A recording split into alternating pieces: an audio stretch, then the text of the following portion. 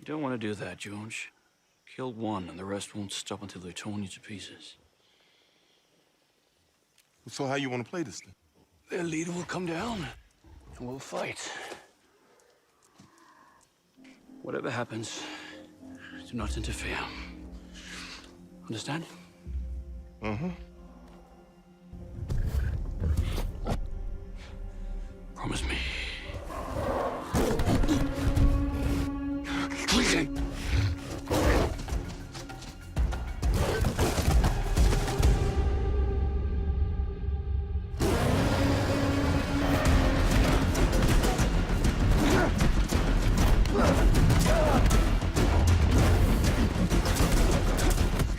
How did you both get involved? I heard Alex was doing it, so I said, sign me up. Aww. And I heard David Yeates was doing it, and reading the script, it just felt like just a really epic film. Even on the page, without any visuals at all, it felt big. It was a big love story. It was big action sequences. It was, big sets and big adventure, and everything just felt really epic about it. And I hadn't really done a film like that before. So I was kind of excited to do something new, I guess. I got when I heard about it, I was very, very excited. I've been a fan of Tarzan since I was a little kid. My dad loved Tarzan when he was a kid and kind of introduced me to the old Johnny Weissmuller movies. So I was very excited. I heard that David was going to direct it, and I was a big fan of his work, not only Harry Potter, but I felt like he was a director who can obviously, direct big movies like Harry Potter, but his work in television before the Harry Potter movies is brilliant, and you can, those are great directors on a big movie where it's someone who actually knows how to work with actors and who cares deeply about the more psychological aspect of the character. So I met with him, thought he was just incredible.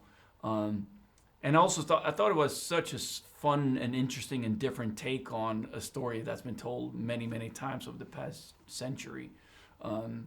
I love the idea that it opens in London and not in the jungle. It's quite a surprising introduction to these characters, and so it's more about returning to your roots and finding the animal within in a way, which I thought was quite fun.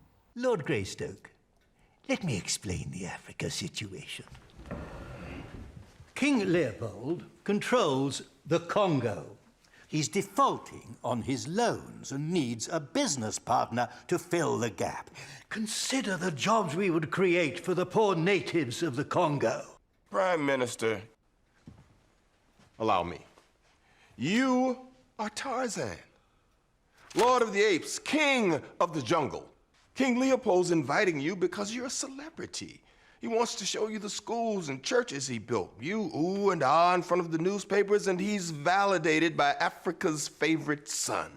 England pays his debts. We make money. Ham sandwich. Easy. From everything that you see in the film, it looks like a huge production. How was it to actually make the thing? Huge production, and certainly, he needed a huge production for such a huge undertaking. And most of it we're built like the Amazon was in a studio that we built that, and interestingly, it was just beautiful. I mean, it looked like the real thing, right? It was exciting.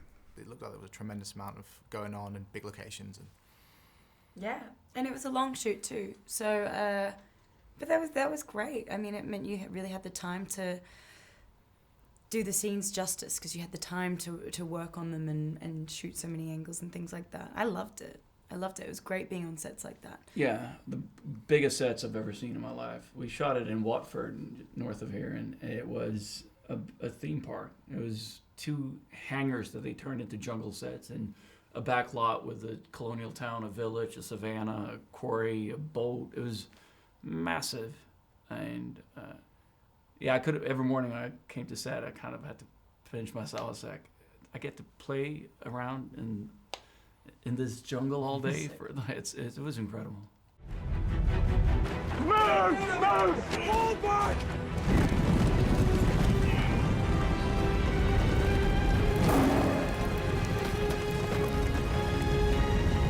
Bring her!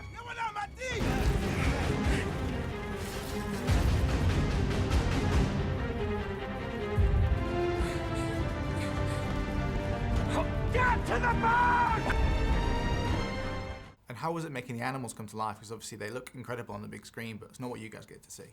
Well, we had a very, very talented tennis ball that would. Our co-star. Yeah, that was a co-star for many of the scenes with animals. No, but It's fine. You can use your imagination, and that's fine. The tricky thing was always knowing the height of them, because you'd always set your eye line like kind of low, and then they'd bring in a cardboard cutout, and you'd be like, oh wow, so it's actually like as tall as me. That's crazy. It's just. So that's why it looks like you're constantly looking at the crotch of the animal. Yeah, it's just like this. Jane's a giant perv. Come on, Jane. Ice up here, please, Jane. Well, I mean, the guys that were playing gorillas were not holding tennis balls, but they were like, guys moving on sticks and all that. And it was quite interesting to even see guys move on sticks like that, and appear all of a sudden in the middle of a battle. It was probably pretty spectacular still, but it definitely is something else when you see the gorilla themselves,